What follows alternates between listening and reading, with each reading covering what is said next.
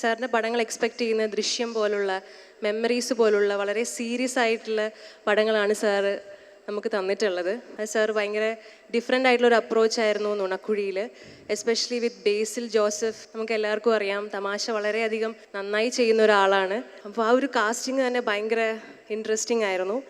And the writer Krishnakumar ഏട്ടൻ, and thank you so much both of them.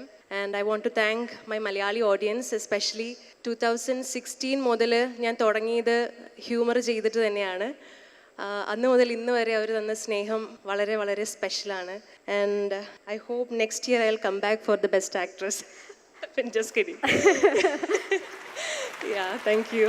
Okay, so Jeethu Joseph സാറിൻ്റെ സിനിമയിൽ lead എന്ന് പറയുന്നത് എല്ലാ ആക്ട്രസിനുള്ള ഒരു സ്വപ്നമാണ്.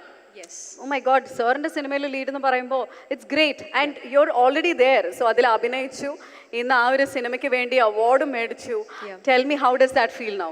ഫസ്റ്റ് എനിക്ക് കോൾ വരുമ്പം I think it was a prank. I thought it was a prank because ഞാനിങ്ങനെ എൻ്റെ ഒരു വിഷ് ലിസ്റ്റിലുണ്ടായിരുന്ന ഒരു ഡയറക്ടറായിരുന്നു ജീത്തു ജോസഫ് സാർ. എനിക്ക് മെമ്മറീസ് ഭയങ്കര ഇഷ്ടമുള്ളൊരു സിനിമയാണ്.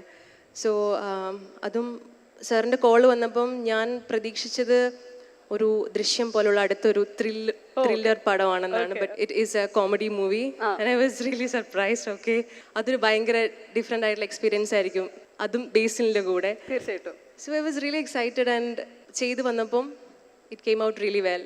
Okay, so youth super star ബേസിലിൻ്റെ ഒപ്പം സ്ക്രീൻ ഷെയർ ചെയ്തപ്പം എങ്ങനെ ഉണ്ടായിരുന്നു? ബിക്കോസ് ഇപ്പം മോസ്റ്റ് വാണ്ടഡ് മോസ്റ്റ് ഗ്യാരണ്ടീഡ് ആക്ടറാണ് എല്ലാ വാണ്ടഡോ അങ്ങനെയൊക്കെ പറയാം. എല്ലാ സിനിമയിലും ബേസിൽ വേണം, ബേസിൽ ഞങ്ങൾക്ക് കാണണം എന്നാണ് ഇപ്പം എല്ലാവരും ഡിമാൻഡ്. ആൻഡ് ഗ്യാരണ്ടീഡ് ആക്ടർ എന്നും പറയാം. ഓക്കെ, സോ എങ്ങനെ ഉണ്ടായിരുന്നു സ്ക്രീൻ ഷെയർ ചെയ്യുമ്പോൾ ബേസിലിൻ്റെ ഒപ്പം? അതാ ഞാൻ പറഞ്ഞത്, നമ്മൾ ഹ്യൂമർ ചെയ്യുമ്പം നമ്മൾ ഒരാളെ കൊണ്ട് ആ ഒരു ഷോട്ട് അല്ലെങ്കിൽ ആ ഒരു സീൻ ഭയങ്കര ബ്രില്യൻ്റ് ആക്കാൻ പറ്റില്ല. നമ്മുടെ കൂടെ വർക്ക് ചെയ്യുന്ന ആ ഒരു കോ ആക്ടർ നമുക്ക് ആ ഒരു സ്പേസ് തരണം. ആ ഒരു timing is very very important. So ഇതിൽ നമ്മളൊരു ഗ്രൂപ്പ് പ്ലേ ആണ് ദ മൂവീസ്. അതിൽ ബേസിലും ഞങ്ങളും കൂടെ തമ്മിലുള്ള കോമ്പിനേഷൻസ് വരുമ്പോൾ ഇറ്റ്സ് ഒരു ഗീവ് ആൻഡ് ടേക്ക് ആണ് അതിൽ വരുന്നത്. സോ ബേസിലും കുറേ കാര്യങ്ങൾ എനിക്ക് പറഞ്ഞു തന്നിട്ടുണ്ട്, എന്നോട് സജഷൻസ് ചോദിക്കും, ഞാനും കുറേ കാര്യങ്ങൾ ഇങ്ങനെ ചെയ്തോട്ടെ എന്നൊക്കെ ചോദിക്കും. It was really fun actually. ആ ഒരു കോംബോ റിയലി വർക്കായെന്നാണ് ഞാൻ വിശ്വസിക്കുന്നത്. യാ.